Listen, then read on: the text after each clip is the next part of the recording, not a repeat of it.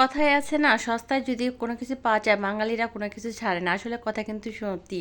এখন কিন্তু অনেক কিছু অনেক কম দামে পাওয়া যাচ্ছে। এই সময় এখন ভরপুর সিজন, গাজর, টমেটো, কাঁচামরিচ এখন কিন্তু আপনারা সবাই কিন্তু একটু ফ্রোজিং করে কষ্ট করে রাখলে কিন্তু বেশ অনেকটা সাশ্রয় হয়। কারণ যখন এগুলার সিজন চলে যায় আর এগুলার এত দাম বেড়ে যায় যে হাতার নাগালে বাইরে পাওয়া যায় না। দেখা যায় যে আজ আপনার ভাইয়াকে যদি আমি একটা ক্যাপসিকাম আনতে বলি, সে কী করে? ক্যাপসিকাম নিয়ে আসে না। কেন আনো না? ক্যাপসিকামের অনেক দাম। মানে একটা ক্যাপসিকাম আনতেও তার কষ্ট হয়ে যায়। আসসালামু আলাইকুম এভরিওয়ান, আমি নীলা কুইন্স অ্যান্ড ব্লগ থেকে আপনাদের সামনে ছোটো একটা ব্লগ ভিডিও নিয়ে এসেছি। আজকে সারাদিন হচ্ছে কাটাকাটি করছি আর রান্নাটা হচ্ছে এখন করলাম আমি। আজকে যেহেতু সেহরি, প্রথম সেহরির জন্য টাটকা টাটকা রান্না করেছি রাত্রেবেলায়। আর এর আগে আমি হচ্ছে কিছু কাজ গুছিয়ে নিয়েছি, সারাদিনে কোনো রান্না বাড়া করিনি। এখানে দেখানো হচ্ছে ক্যাপসিকামটা আমি হচ্ছে বিভিন্নভাবে করে রেখেছি। এটা আপনারা হচ্ছে সাসলেকের জন্য হচ্ছে কিউব করে কাটা রাখতে পারেন, কিংবা লুডুসের জন্য, ফ্রাইড রাইসের জন্য চিকন করে রাখতে পারেন। আমি আবার 2 ফালি করে রেখেছি যাতে হচ্ছে আমার যখন যেভাবে হয় সেভাবে আমি বের করে নিতে পারি। আর এদিকে হচ্ছে ফল ফ্রুটস আমি নামিয়ে রেখেছি।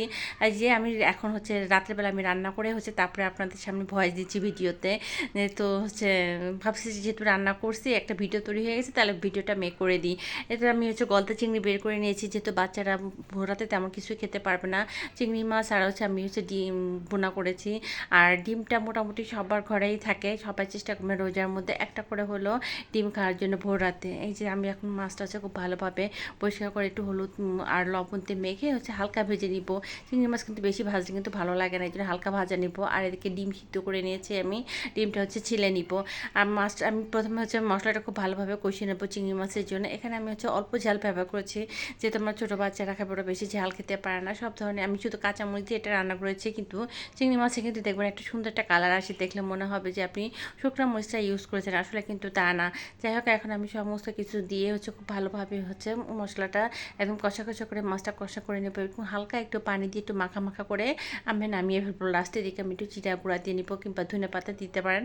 যেহেতু আমার ঘরে ধনে পাতা ছিল না, ধনে পাতাটা আমি দিতে পারি না। এদিকে দেখেন আমি ডিমের জন্য হচ্ছে মশলাটা খুব ভালোভাবে কষিয়ে নেবো। আর ডিমটা আমি হচ্ছে লবণ হলুদে মাখিয়ে নিয়েছি। এই সময় আপনার ভেজে নিতে পারেন, আমি ভেজে নিইনি, সরাসরি হচ্ছে ভুনা করে নিব। আমার ভিডিওটি আপনাদের ভালো লেগে থাকে তবে অবশ্যই লাইক কমেন্ট শেয়ার করেন, পেজটিকে ফলো দিয়ে রাখবেন। এই তো আমার রান্না প্রায় শেষের দিকে আমি খুব ভালোভাবে হচ্ছে ডিমটা কষায় নিচ্ছি।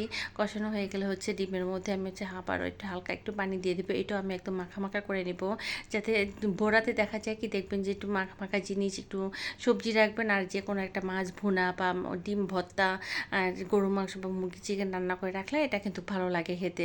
সবজিটা অবশ্যই রাখতে হবে, যেহেতু সবজি না হলে সারাদিন রোজা রেখে আমাদের শরীরও কষা হয়ে যায়। এই তো আমার ডিমটা ভোনা হয়ে গেছে, আমি একদম মাখা মাখা করে নিয়েছি। ডিমটা নামিয়ে ফেলে আমি এখন হচ্ছে ভাত বসিয়ে দেবো। একদম 2 রাতে ভাত একসঙ্গে বসাই দিব, যাতে এই রাতে খাওয়া হয়ে যায় আবার ওই রাতে হয়ে যায়।